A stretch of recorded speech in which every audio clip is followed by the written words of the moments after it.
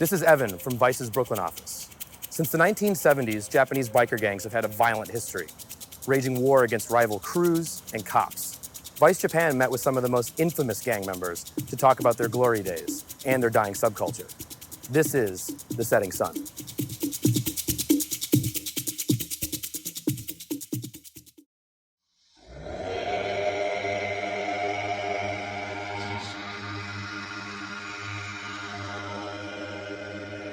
いや50人いても100人いてもよ一人だって行くんだよなあ聡明の看板背負ってんだよ今まで先輩からよついてきた看板背負ってんだからよなあ一人だって突っ込むんだよ気合い入れんだよよろしくお願いします平気なやつは待ってんだから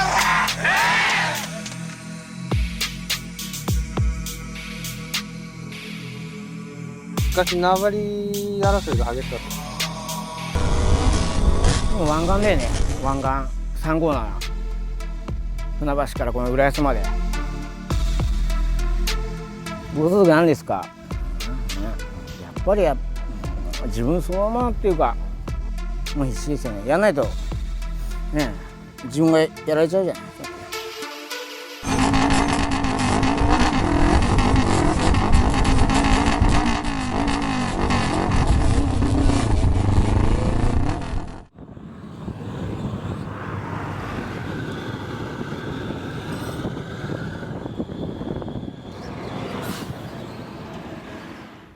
元習志野スペクターのリーダーでした、葉月和弘です。ヤクザではないですけど不良なんだろうチンピラですよね俺は。ダ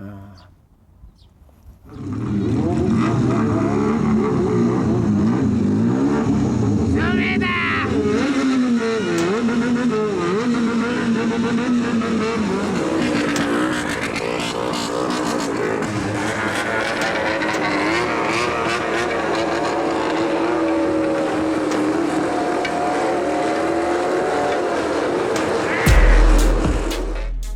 初めてスペクターの集会行った時のことは覚えてますよ。ものすごい台数だったですね。松戸スペクターも来たし、市川スペクターも来たしで16号走ったんだけどもう俺は先輩のケツに乗ったんだけど一番ケツ持ちやったんですよ。後ろからパトカー来て俺の前乗ってる先輩が一番後ろに下がってこうパトカーの前でゆっくり走ってこう止めんじゃないですかパトカー前に行かないように。そうすると一番後ろだからこう下り坂になってるとことか先頭まで見えんじゃないですか。ライトがねもう無数にこう広がってねもうすごいですね。鳥肌立っちゃってすげえな暴走族と思ってね、あれはもう一生忘れないですよ。日本の暴走族ってのはもうね16、17の子供だから、それでもやっぱすごい喧嘩するでしょ。ありえない。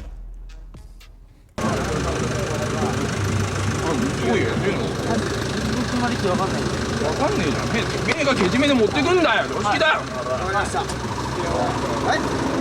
おめえ遠いことだこの野郎。おい。分かんねえじゃん。怖いんだよ。めっちゃ言うんだよ。バット貸せよ。おい。バット持ってこいや。バット持ってこいや。このラジオでやめろよおめえ。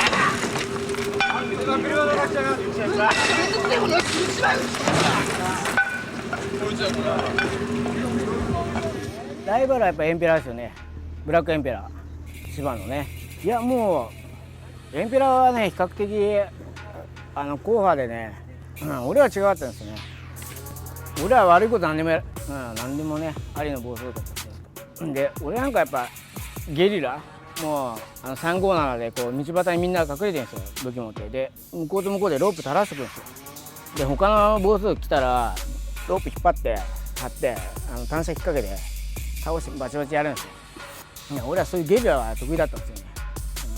みんなワゴン車に乗ってで相手チームの集会やってるとこに静かに行っていきなりバーって開けてやったりとかそういうのばっかりやってる。ナイフはやっぱねさらわれそうになった時捕まってさらわれたりとかほらお巡りさんに捕まった時にやっぱ巻き返せるからね、山返せるからね。やっぱナイフは持ってないと一人になった時危ないからね。拉致されたらどうなるんですか？特攻取られちゃうでしょ。ほんで先輩なんかやっぱさ、足にロープ巻かれて、で車にガーってもう何百メートルも引きずられちゃってさ、それで死んじゃって先輩もいるし、そういうのがあるからやっぱり怖いですよね。すごい本当に怖い。必死だからやられる前にやんないと。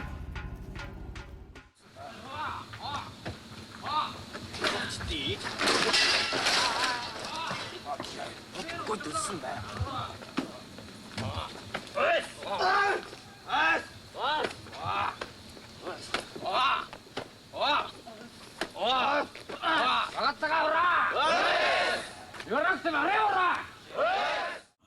よくあれ漫画とかほらであるなんかタイマン張ってさ、なんか強いやつが頭とかそういうんじゃなかったんだよ。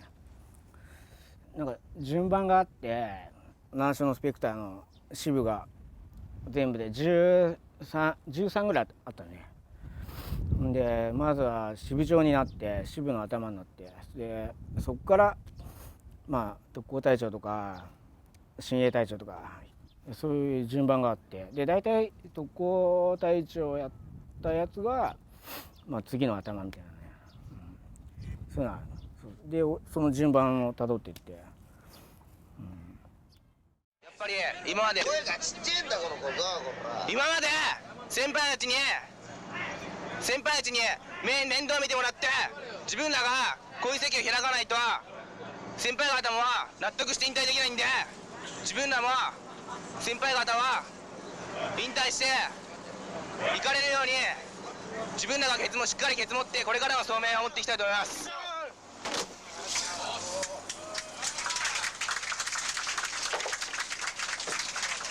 もう俺ら聡明で走ってもう6年になるけど、本当いいやつばっかでいい思い出できたと思います。本当思い出ありがとう。聡明連合永遠に乾杯。なんか悪さ自慢っていうかね、あんまなんか自分で言うとなんかバカじゃねえかなこいつお前ね。まあね、鑑別所も3回行って少年も行って、その後ヤクザになって、刑務所も2回行って、喧嘩ですよね、傷害、あと恐喝未遂、まあなんかそんなことばっかやってましたよね。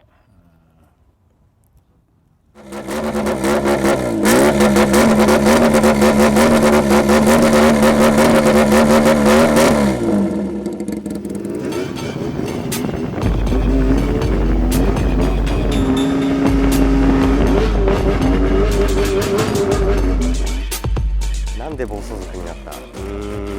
まあ、ちっちゃい頃から暴走族っていうのは知ってたんで、そのものに対しての憧れと、たまたま出会った先輩が声をかけてくれて入ってみないか、でその一言でやれるんだったら自分も暴走族ってやってみたいなって思ったんで、定番のケツ上げ、純正フェンダーもっと低いんですけどこれ上げるのと、まあアルミテープナンバーかち上げ、フットペダルの暗陽、クロスカン、ピヨピヨ、アップハン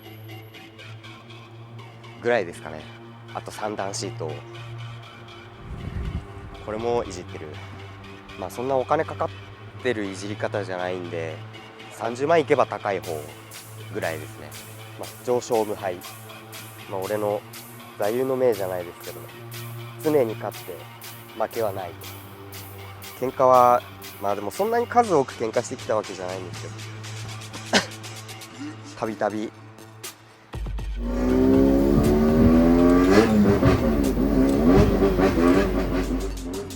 自分が入ったのが17の時なんで、2年ぐらい、2、3年チームに所属して、今はもう暴走族じゃない。今全然いないです。警察とかの取り締まりが厳しくなっちゃったんで、存在するのが難しいんですよね。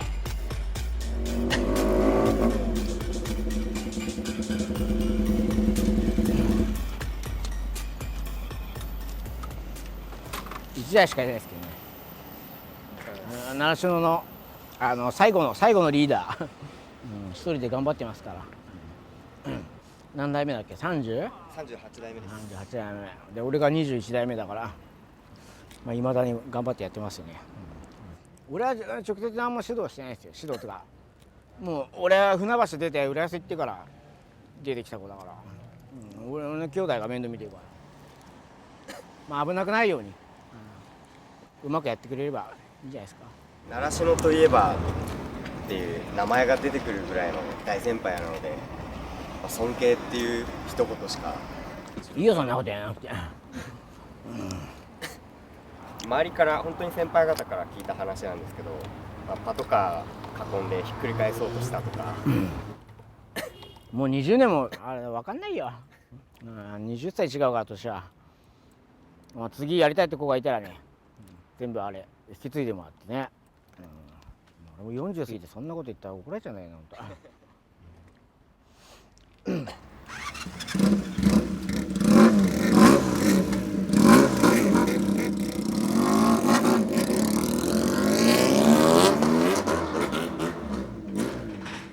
土曜日の夜になると浦安橋をこの地元のさ浦安ナンバーワンと葛西の ICBM がバーって走るのよ。まあ30台ぐらいしかいないんだけど、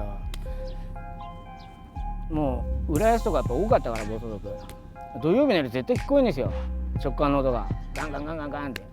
今全然聞こえないもんね。で見かけないしね。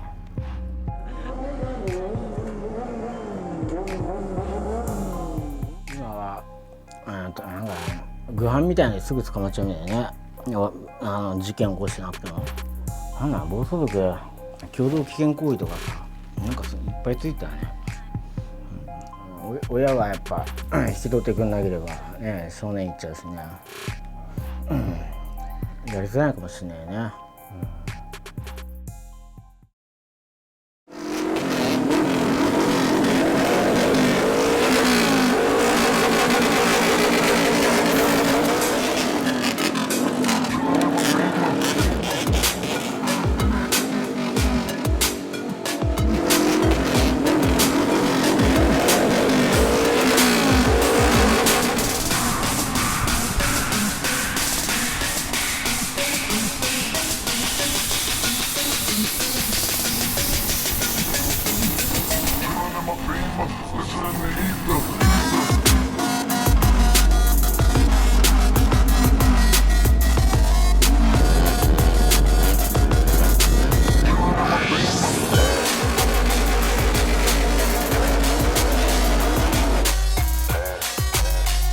最後の暴走族ナンバーワンとスペクターはもともと仲いいからね。もう現役の頃からの仲間だから、 OB はもうみんなガキの頃からの仲間です。ちょっと気合いの入ったねあれを見たいですね。最後の暴走族だから。こんばんは。頭の子はリーダーの彼です。何代目なの27代目です。あれ鎌ヶ谷ナンバーワンの27代目のあれ頭の。地元で活動してるチームで喧嘩もしますし、単車乗って走ったりもするチームです。ナンバーワンはここの浦安が始まりで、どんぐらい前なんですかね。多分初代の人が今62とかそんぐらいですよね。そんで東京の下町と千葉の東京寄りの暴走族全部まとめてキラー連合っていうのを浦安ナンバーワンが作って、まあすごい伝統のあるチームですよね。僕らスペクターと一緒においおいこの全千葉聡明連合っていうのを作ってやったんですよね。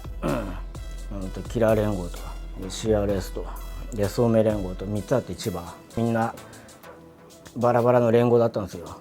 そんで千葉だけで集まってみんなチームすごいってことで全千葉聡明連合っていうのが僕の10個ぐらい上の先輩の時にできて、で僕らはその看板背負ってねやったんですよ。この特攻服来てた先輩が伝説の先輩だよね、鎌ヶ谷で。尊敬してる先輩です。俺の1個上の鎌ヶ谷の頭やった先輩なんだけど、その人の特攻服まだあるもんね。すごいよ。特攻服にはやっぱね、喧嘩のためっていうのもあるけど、まあ、ファッションみたいなのもあるし、あとやっぱそのどんだけチームが統一されてるかなっていう、やっぱみんな揃ってる方がさ2倍もいいし、まとまりあるチームってやっぱ強いから、そういう意味だね。なんかこう自分の分身みたいなもんですよね。だからなんかもう今もうこんな40過ぎてもまだこう手放せないでいるっていうか、まあ宝物ですね。すごい伝統のある、ね、チームの看板を背負って、ありがたいよね。はい、OB はみんな知ってるけど、今日初めて会った。カメラにこう喧嘩の時に向かっていくのがね、カメラナンバーワン27代目あったんやって中村で27倍総長の中野明だよ。ちょっと弱々しいよね。今あれ他のメンバーいないの？いや今ちょっとみんないろんなことでパクられちゃってパクられちゃったの？今自分たちだけです。残ったみんなでね頑張ってください。ありがとうございます。じゃあ今後も現役の皆さんも危なくないようにやってください。はい。じゃあ解散。お疲れ様です。鎌ヶ谷気合い入れていくぞ。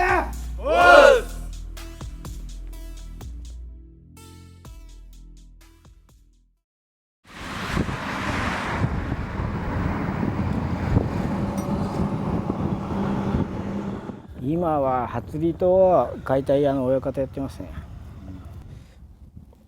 普段とはちょっと違う。普段は解体屋なんで、家を解体するのが仕事なんですけど、まあこの現場に限ってはちょっと違う作業なんですけど、僕んとこはもう大体俺の班は元ヤクザとか元格闘家とか、まあ現役のヤクザもいるし、そういう人ばっかりなんだけど、まあその自分と同じようなもうこの年まで働いてこなかった人たちのもう最後の楽園みたいなとこだから働いてこなかった人たちを、ね、集めて、そう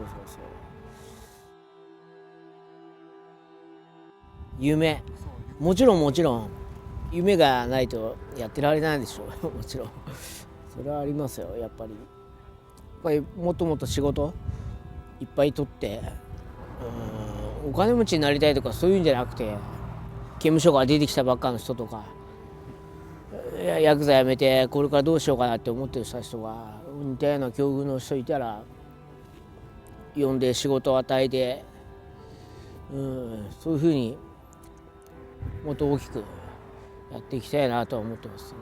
それが今のところの夢かな。夢というか目標ですね。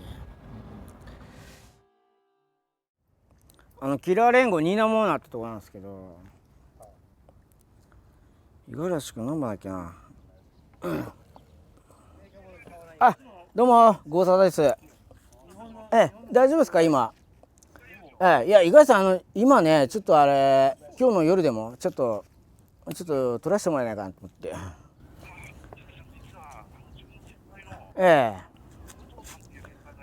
武藤さん、はい、知ってますよ。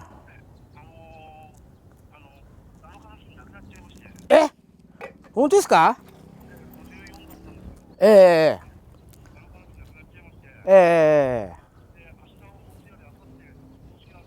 なるほど。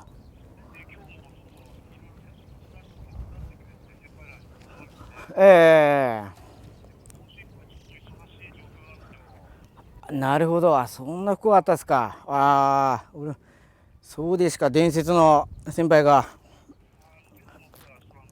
そうですよね。ニーナモーナの武藤さんがなんかこの間亡くなったらしいですね。伝説の武藤敦ってでそのなんかお通夜が明日でなんか今日はなんか忙しいっつってまた伝説の暴走族が一人行っちゃいましたね。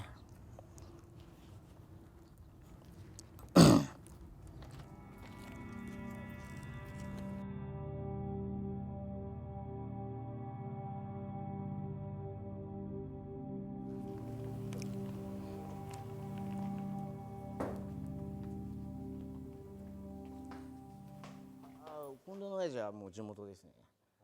秋田さんは静岡なんで。地元の先輩のニーナ・モーナの大竹さんです。自分がニーナ・モーナの五十嵐です。名前の由来とかってなんかすごい。名前の由来はね、昔レストランがあってね、でニーナ・モーナってフランス語で可愛い女の子って意味なんですよ。そこから馴染んでこうやって漢字つけたり、あとこういう英語みたいな形で作ったりしてね。それが最初らしいです。ニーナ・モーナはやっぱ抜群に単車とか車の改造センスが飛び抜けてたんで、だから自腹木仕様ってあるんだけどそれの元祖がニーナ・モーナなんで、だからみんな全国のやつらみんなニーナ・モーナを真似してねバイクいじって車の改造も、だからそうああいうグラチャンとかああいうのはもうニーナ・モーナが元祖なんで改造は。先輩の時はねもう何千人いたらしいけどね、自分の時はやっぱり暴走族もいくらかやっぱりねそういうのも少なくなってきたんだけど、でもニーナ・モーナ自体は200-300人いましたよ。それで全キラっていうのがあって、キラ連合全部集まったんだけど、その時はやっぱりもう1000人2000人のレベルで走ってました。俺中学生の時にそうめん集会ではぐれたら第二校に集まる予定だったんですよ。ではぐれちゃって、で第二校行ったらいっぱいヘッドライトあったから、やっと合流できたと思ったら、なんか知らない顔ばっかりだからおかしいなと思ったらニーナ・モーナだったんですよ。そうなんだ。ニーナ・モーナの集会に入っちゃって、で先輩と2人だったんですけど、先輩なんかこれ違いますねとかって「お前ニーナ・モーナだよ」とかってとりあえずニーナのふりしろって言われていきなりバックれたら追っかけられちゃうじゃないですか。そうだよね、おかしいもんね。普通にまみれて走ってますね。そうなんだ。中学生の時中3だったかな。あの時でも100人ぐらいはいましたね。僕の時で100人以上はいたと思います。で今暴走族ね少ないしね、もう最後のもう暴走族が五十嵐とかだったんでね。自分が最後になってしまってもっと長く伝統を残したかったんですけども、ついてくる後輩はいなくて、そこの辺は本当に先輩たちに申し訳ないと思ってます。この人はね武藤敦さんっつって、そっちの写真あるんだけど、これが当時漫画になって、でこの車がね当時武藤 Z っつってね全国区有名になって、でこのニーナ・モーナの旗も武藤敦さんが作ったんですよ。この人がいたから俺らもこうやってやってこれたわけでね。今はちょっとなくなっちゃったんですけどね。残念ですけどね。最後集まって20年ぐらい前じゃないですかね。こういう服着て、やっぱ塗装が一番の気に入りで、これで20万円ぐらいかかったかな。あとハンドルもこれ作ってもらってオリジナルでやって、あとこっちの後ろのこれが先ほど言った武藤さんの亡くなったんで名前入りで作らせてもらったんですよ。これが小学校の時に初めて音を聞いたバイクで、それの印象が強くて15歳で買って、でずーっと持ってます。これは長きゃ長いほど悪っぽく不良っぽく見えるかなと思って、そうですね、それだけですよね。煽った時にこうなるんですけど、それがやっぱり揺れた方がかっこいいから。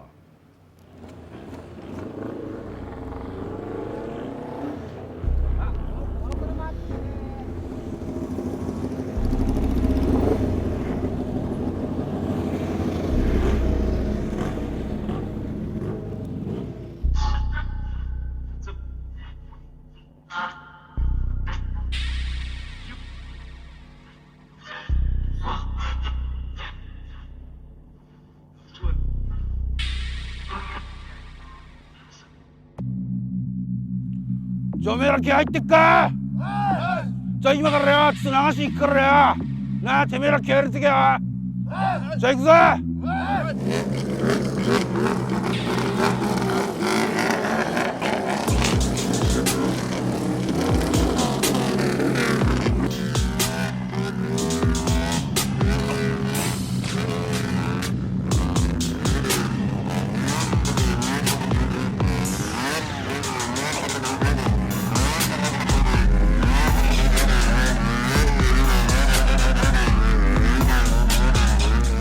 昔学校流しだったんだけど、中学校の中はこう地元の暴走族がバーって入ってくるんだよね。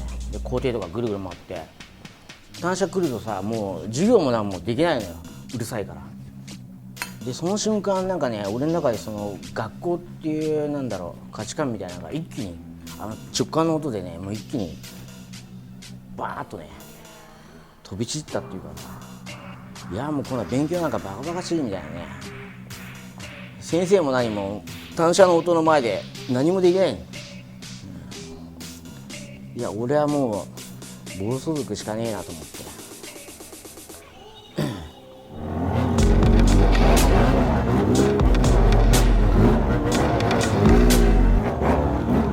暴走芸嫌だったなっていうのは一つもないね。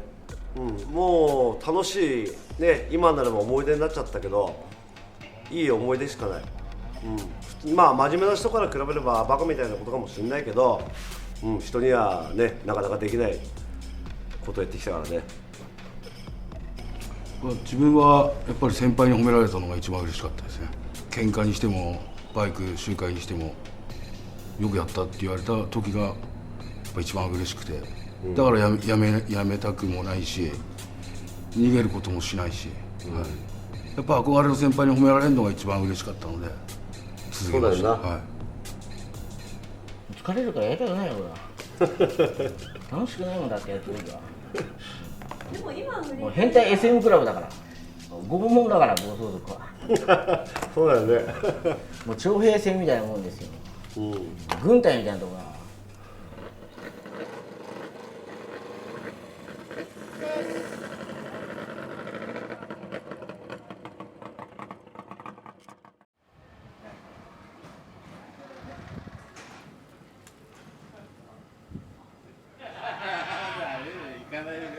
スペクターの意味っていうのはお化けっていう意味なんですよ。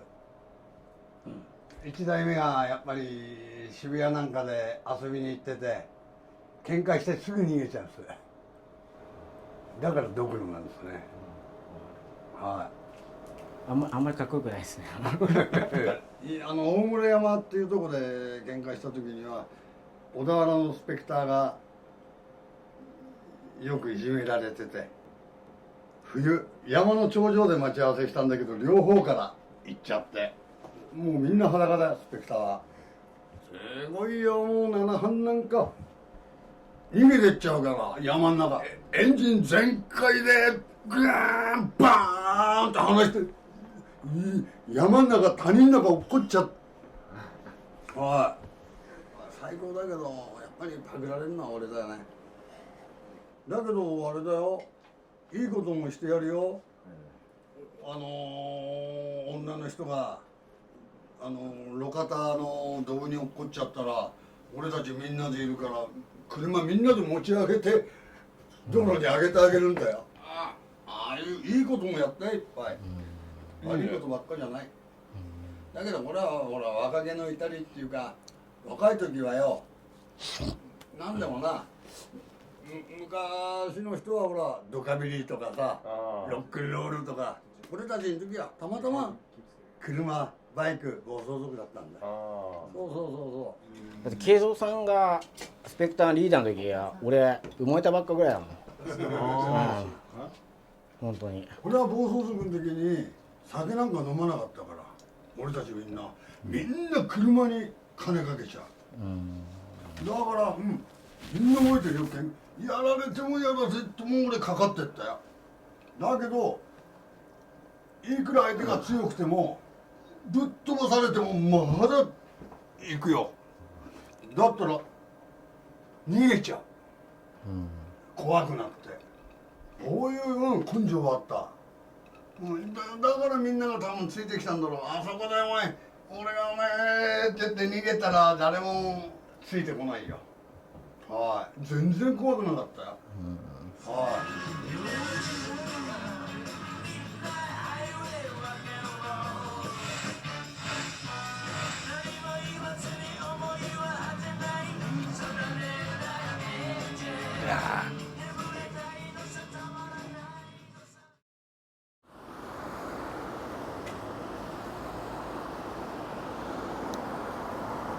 ご相続何ですか？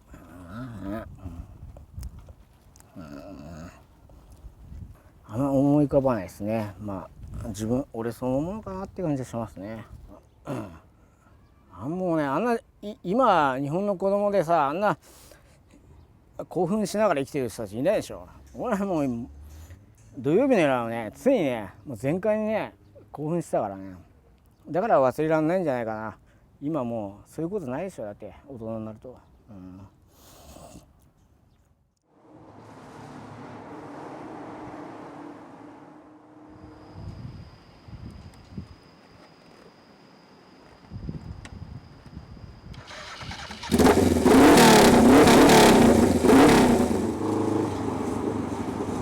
暴走族なくなった理由っていうのはやっぱ日本っていう国が完成されてきたんじゃないかなと思うんですよね。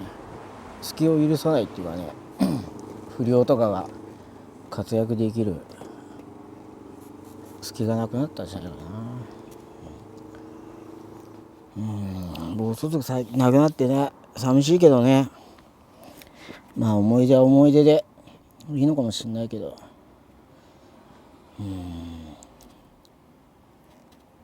一回族やった人間っていうのはなかなか忘れられないんだよね。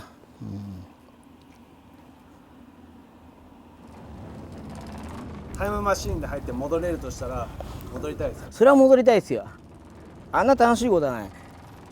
やってる時は楽しくないんだよね。現役の頃は楽しくないんだけど、もう20何年経っておじさんになってでなんかね、普通の生活してるとやっぱ思い出しますよね。あんなに過激な日々はないじゃないですか。